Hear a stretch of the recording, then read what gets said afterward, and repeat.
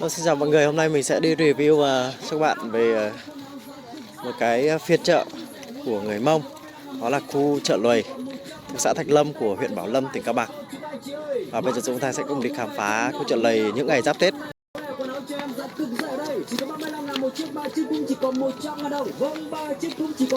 Chúng ta đang tiến vào khu chợ Lùi.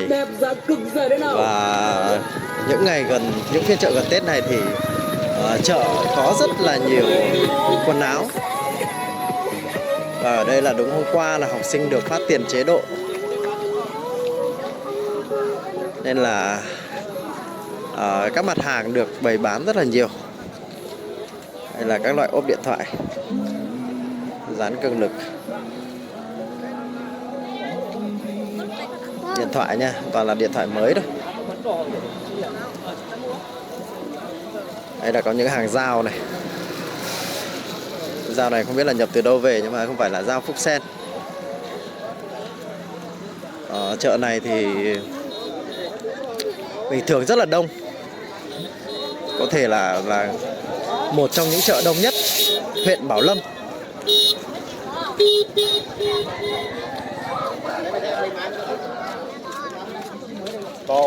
Hôm nay là một ngày chủ nhật cho nên là các bạn nhỏ, các bạn học sinh đi chợ cũng rất là nhiều.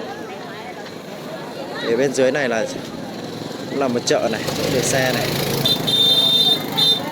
Đây là các hàng hoa quả, bánh cuốn. Bên dọc đường này là những hàng tạp hóa này.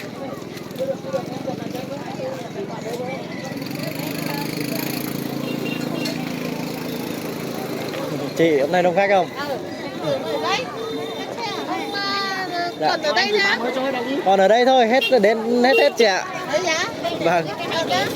Vâng.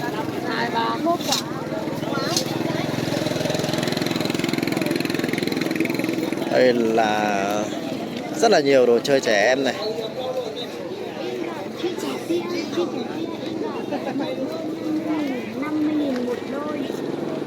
Đây, các mặt hàng được bày bán ở hai bên cạnh đường. Đây là dọc đường. Còn phía bên trên này còn hai khu chợ nữa.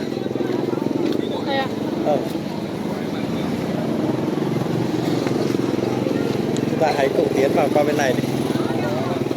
Con đường trên này nhé.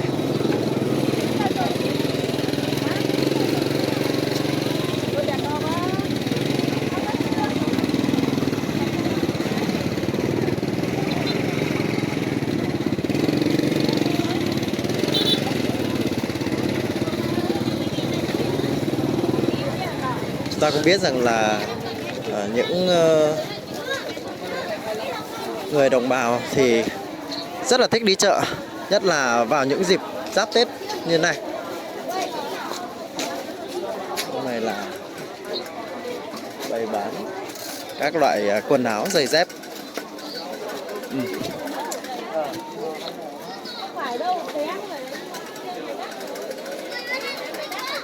Đây nha, những em máy Mông mặc trang phục dân tộc rất là xinh để đi chợ đây, đón chợ đây. Thì chúng ta có thể thấy rằng là các bạn nhỏ này nè. Đi chợ hả? Hôm nay mua được nhiều đồ chưa? Mua quần áo mới phải không? Dạ. Được một túi quần áo mới rồi đây này. Đây bạn nhỏ này có một cái mũ rất là đẹp. Em đi một mình thôi à? Mẹ đâu? Đây. Hai chị em hả? Đây là hai chị em này có trang phục Mông rất là xinh gái đây. Giờ sẽ tiến sâu vào bên trong chợ nữa nhé. Đoạn này thì khá là đông rồi, mình sẽ tránh sang đường bên này đi.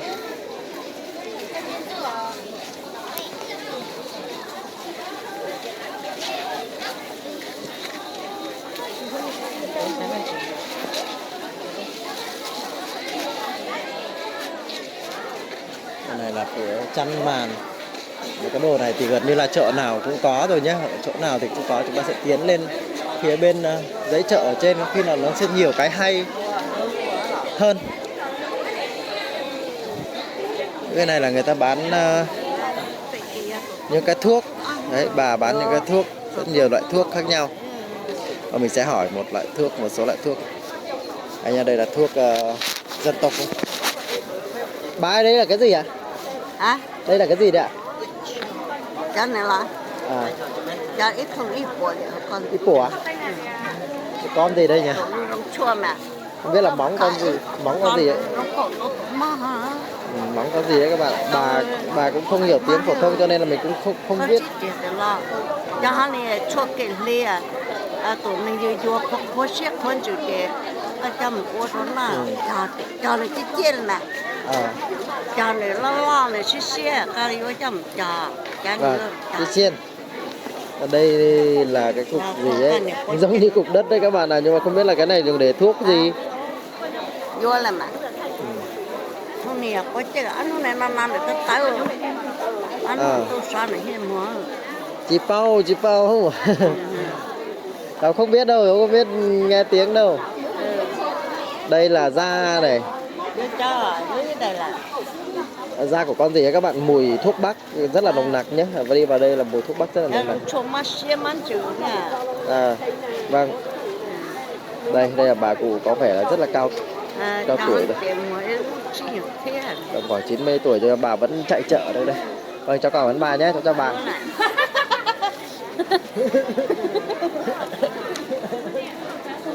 Cái này cũng các kiểu thuốc.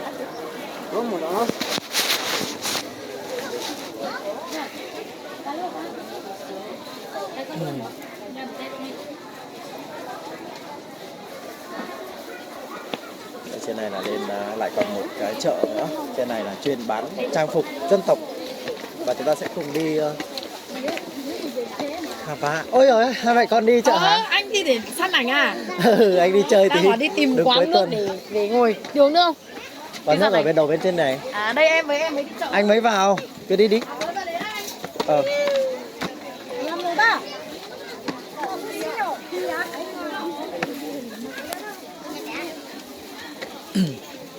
Đầu tiên chúng ta sẽ đi vào khu bên này trước nhá. Đây chúng ta thấy là bán trang phục Mông rất là nhiều đây. Ôi. Ô, tại thấy chưa ra. À đây cam nó đây. Đây cam đây.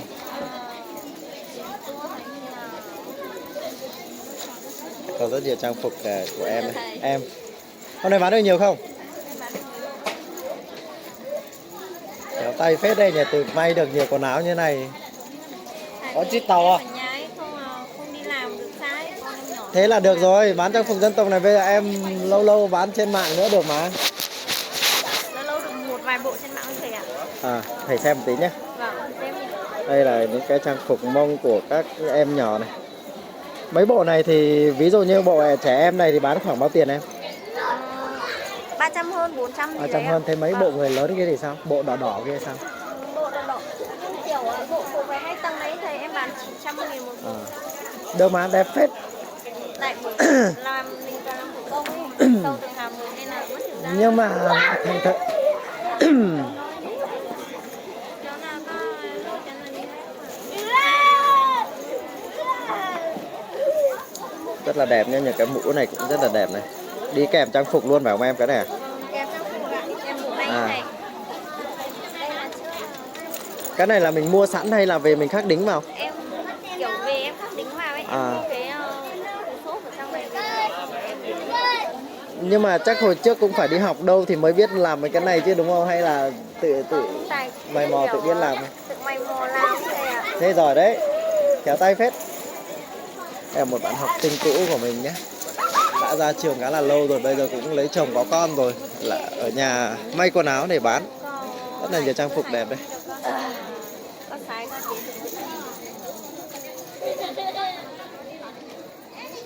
Tiến vào tiếp phía bên này.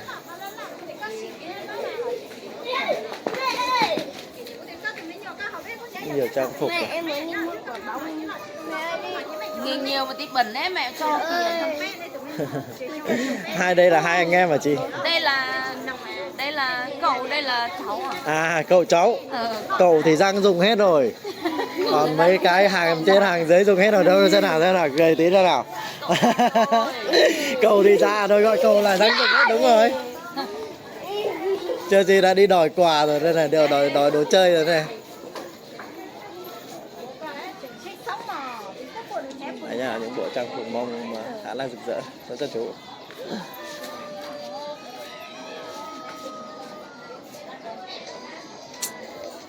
Mấy cái bộ này là mình khắc may hả em? Hả? Mình khắc may à? Ừ, mình không may mà. Đây là tôi vợ đi đám cưới. À thôi vợ.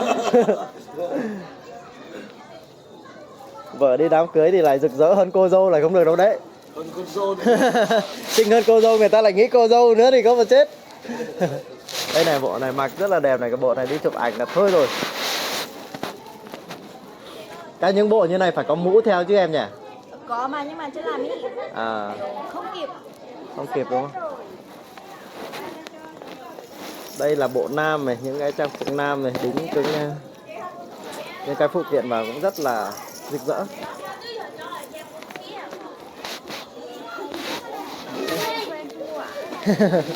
Anh đi xem thôi anh.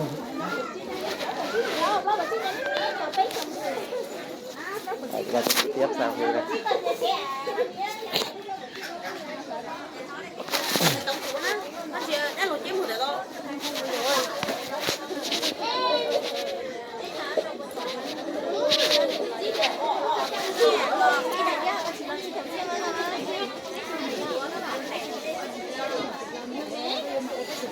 Phía bên này cũng bán rất là nhiều váy Mông này các bạn ơi, váy thổ cẩm nhá. Váy thổ cẩm này rất là nhiều màu sắc. Có bạn nhỏ này đang cùng mẹ mua váy. Phía bên trong này còn này, mình vào phía bên trong này đi xem tiếp nhé. Rất là nhiều luôn đấy, gần Tết nhiều gian hàng lại được bày bán ra bên phía bên này nữa, rực rỡ luôn.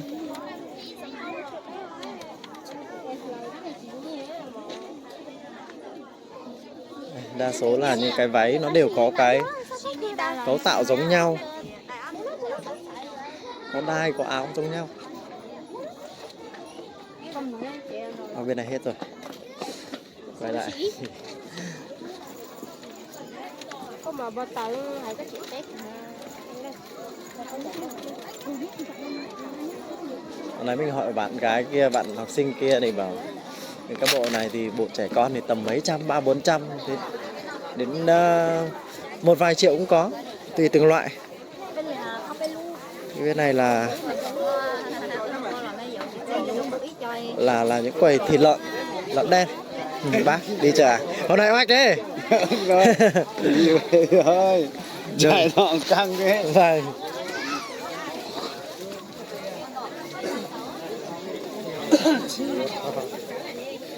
Đây chip P. Đây là đa số là những cái thịt lợn đen mà người dân người ta thịt xong là mang xuống bán.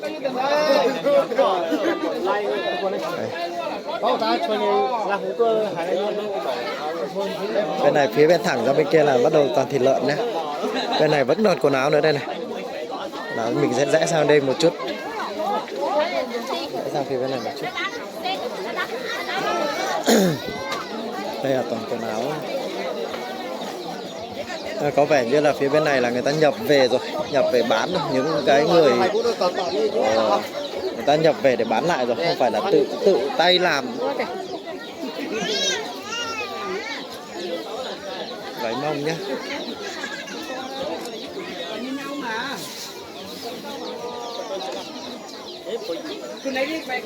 Váy Mông.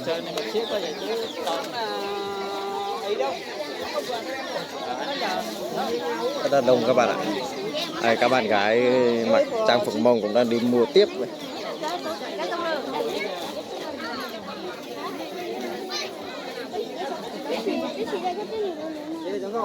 Đang mua quần áo về để diễn Tết. Chào hai bạn. Đây các bạn nhỏ đây. Xin chào. Chào thầy à. Em. Ôi, làm gì đây? Bán hàng à? Em bán hàng đây ạ. Ai à? Được đấy.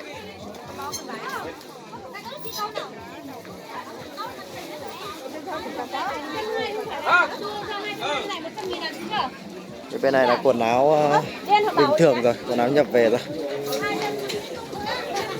chị. Sẽ sang phía bên này để xem tiếp những quầy ăn uống. Đây, những quầy ăn uống ở bên này. Sau những quầy thịt lợn bên kia nhá. Sau những quầy thịt lợn là những quầy ăn uống là phở, mì tôm.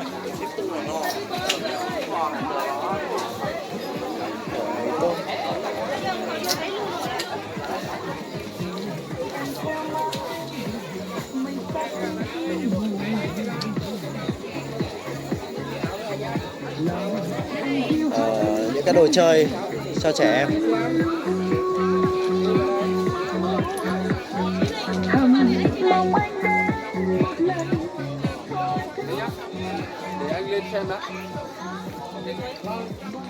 Sau mình sang những cái phía bên này chơi thì mình thấy rất là nhiều cái đặc sắc, nhưng mà mấy năm nay thì coi như là nó cũng mai một dần và dần là nhiều những cái đồ thủ công của người dân thì cũng không nhiều như hồi xưa nữa, không nhiều đồ lạ như hồi xưa nữa. Mỹ phẩm.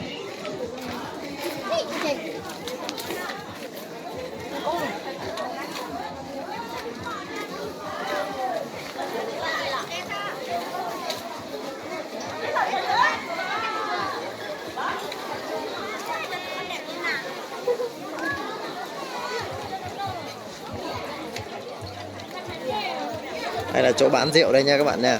Đây là rất nhiều can rượu của người dân nha.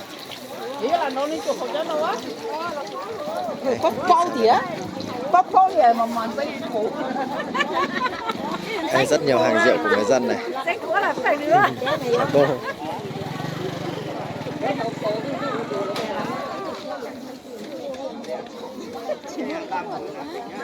Đa số chợ này là mình thấy đi vào là rất là nhiều quần áo. Quần áo Mông rất là rực rỡ.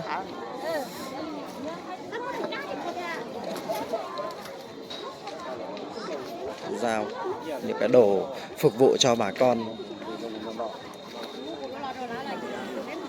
Ở dưới này là chợ bò. Chợ bò. À, thôi mình sẽ tiến sang phía bên này để xem chỗ người dân hay bán rau ở bên này đi. Bán rau xanh đi, xem có con đồ gì hay ho đặc sắc không. Đi bây giờ sáng chủ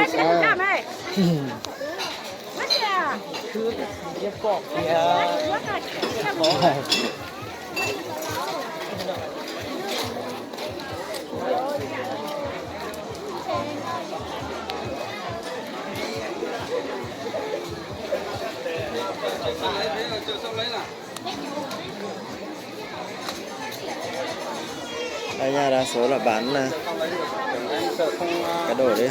Chúng ta đang tiến vào phía bên người dân hay bán rau, đậu phụ, xúc xích nướng ấy. Xin chào.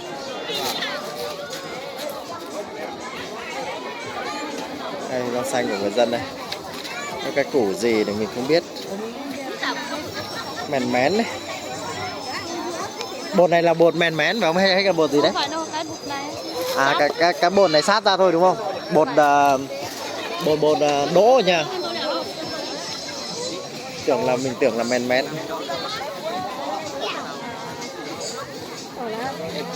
Bột đỗ người dân người ta sát ra. Đây là chợ này thấy bán rất là nhiều đậu.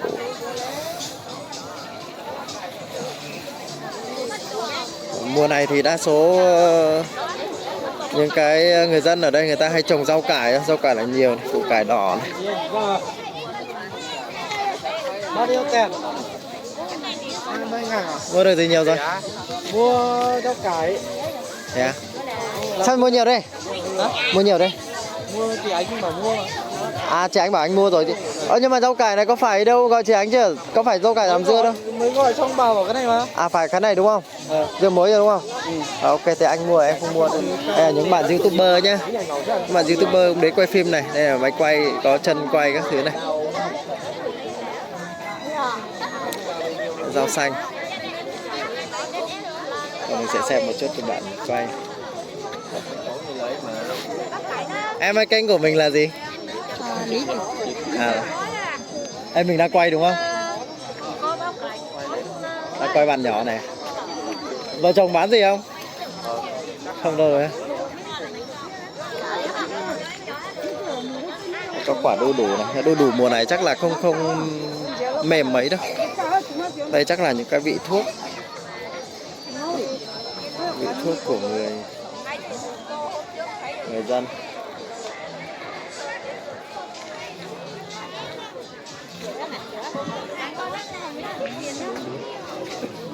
Thì bên dưới này còn nhiều chợ còn nữa nha các bạn nhé. Chợ bên dưới này, dưới đường còn nữa. Đây hết rồi.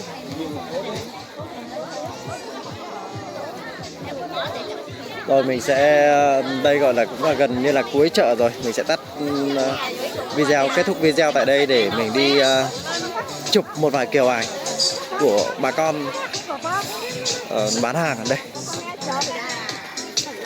Dưới này còn nữa này, chợ rất là đông.